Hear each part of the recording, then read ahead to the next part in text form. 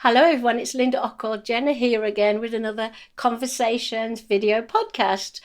I'm one of those people that manages to get the most awesome guests on my show, and it's all for a good reason. I want to raise awareness for what's going on in the community all around the world. Some of my guests have been from, global places. So today I'm very honoured to have none other than one of my favourite people, Mike Morrice, the deputy leader for the Green Party of Canada. So I am in high company. Hi, Mike. Linda, wonderful to be with you. Really, it's just longtime friend of Linda's is the title I am most happy to have this afternoon. Thank you so much because I stalked you very, very many years ago. I stalked you because I wanted you to speak at one of our conferences for Sustainable Waterloo, one of the organisations you co-founded along with a colleague. And since then, I've not left you alone, have I? I've grabbed you every time I can. I feel like you're always there with a hug, and I've had to deal with a lot worse than that in places I've spent time over the years, and so it's good to be with you here, though, again. So, first of all, I'm going to say that I'm not really affiliated with any political party. I don't want to hurt anybody's feelings. Everybody gets the same opportunity to come on my show and talk about what they want. But tonight, I'm absolutely delighted that you are going to talk a little bit about, how did you become the deputy leader? What did you do before that? Take it away, Mike. Yeah, well, a bit of a different path, I think, than most in that when I was, I still speak to high school classes in our community. And when I talk like a grade 10 civics class, and I share with them that when I was in high school, getting involved in politics was never on my radar. And as when we first met, I had started a small nonprofit and was looking to help businesses in our community to reduce their environmental impact and their climate pollution and try to get them to work together to have best practices and set targets and report back. But it was after about 10 years of that work that I really felt like on the issues I cared about the most, levels of poverty in our community, the climate crisis, and so much more, the choices that were being made in Ottawa had such an outsized impact on those issues. And so you might remember it was back in 2019 that I ran for the first time to serve as our community's member of parliament. And of course, one of the first choices when you run is what party to run with. And I had never been a member of a political party before. And so I don't feel, even now as deputy leader of the party, I don't feel particularly partisan. I got involved because of the issues and a care for our community. And I chose the Greens because their values align with my values. And they actually encourage their MPs within those values to prioritize their communities first and foremost. And that's to me what our democracy is supposed to be about. It's supposed to be about people working on behalf of their communities and not just spouting talking points from their political parties. And so that was the beginning of my path towards, well, as you know, serving as our MP and now today serving as deputy leader of the party while still involved in the community. I'm, coaching nonprofits in our community as the title is the Entrepreneur in Residence, which is a fancy way of saying I'm available to nonprofits and charities to coach, guide, and support them. And there's no shortage of good work being done in our community. I'm really glad that through both roles, I get to have a platform federally on the issues we care about, and I get to help out locally with the organizations that are doing the important work on the front lines. Wow, I could listen to you all night. I think very much like you. I mean, I am a Canadian citizen now, and to tell you the truth, I don't feel like I was included or could be included in the politics in England. I'd never met anyone like you. I'd never met a Lord Mayor. um, it's about the class system in England. It really is. And if you think our issues and politics are a bit up in the air, you want to be in England. I mean, I wasn't living on the street or anything. We had quite a good life, but I don't think I felt good enough, and I don't think the posh people up there felt I was good enough to even talk to them. Didn't mix in those circles. So one of the reasons we chose Canada to live, especially Ontario, is because the lack of the class system and basically the good life we have. And I've been very disturbed. I'm not picking on any party, but I really would like everybody to work together. They are elected by us, whether it's you or another, party leader. I think they should think about Canada as a whole. It seems very simple, it seems very naive, but people are here for us to make a country better for us to live in, and obviously better for you to live in, Mike. So I hate the arguments. I hate the yelling and shouting at each other. But it's all part of the act. It goes on in the corporate world. It goes on in the small business world. So I'm thrilled to bits that you're back and you're raring to go. And I just don't believe how you can do so much in the community when you have a wife and children.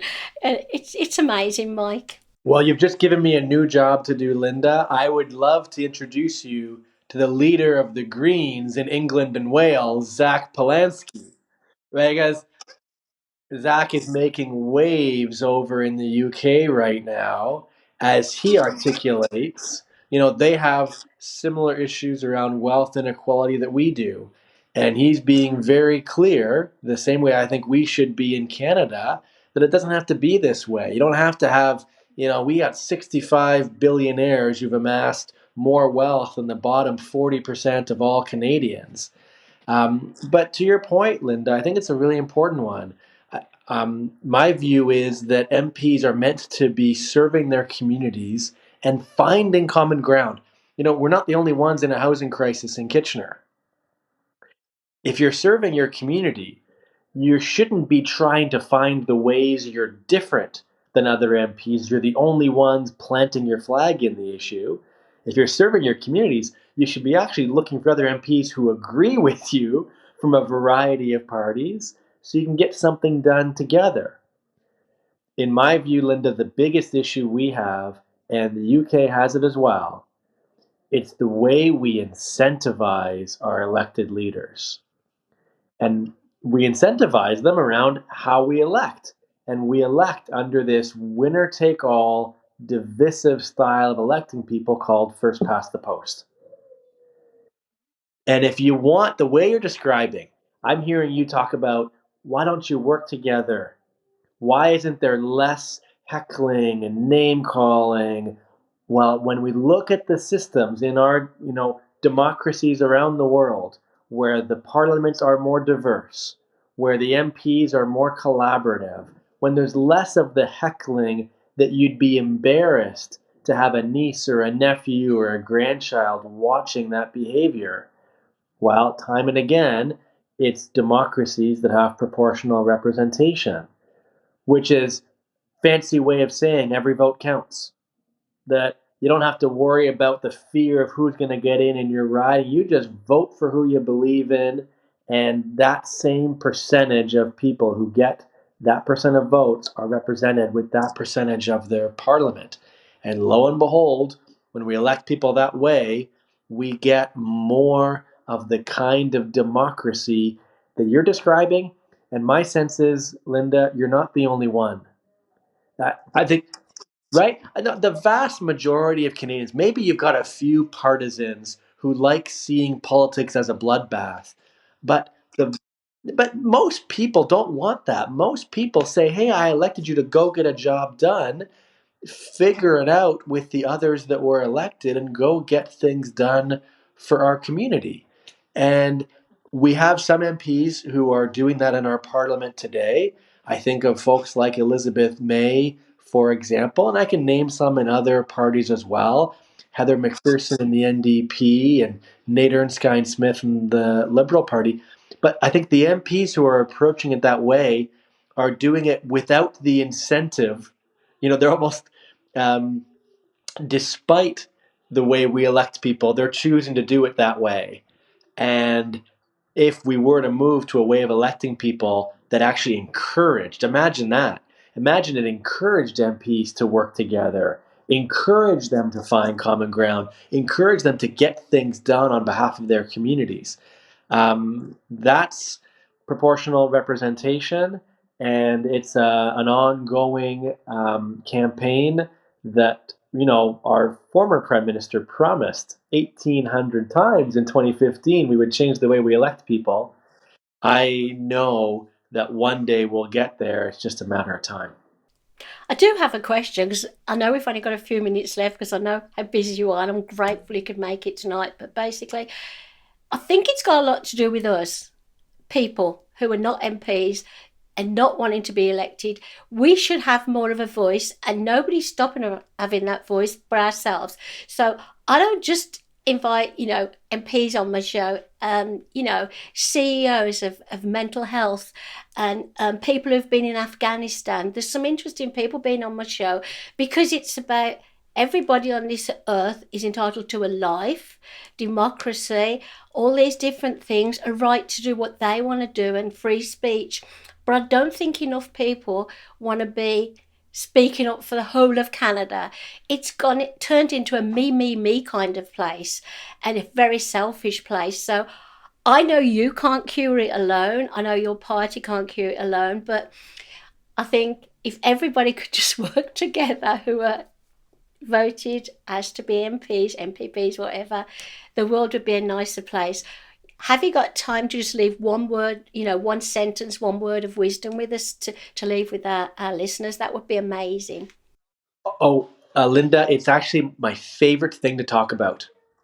That we need to recognize that democracy in Canada isn't just done at election time when we vote.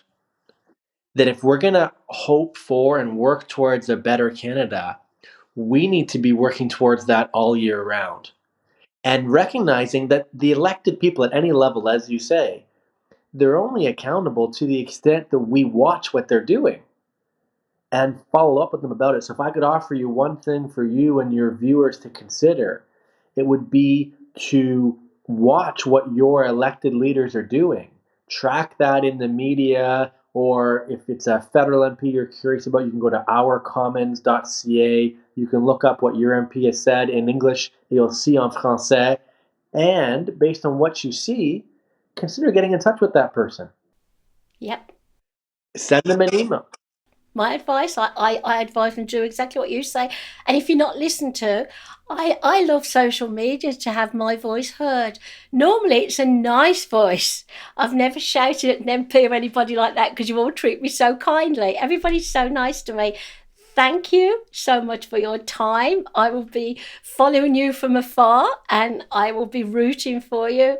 I just want to say thank you for everything you do. You are the most amazing human I think that I've ever met, honestly.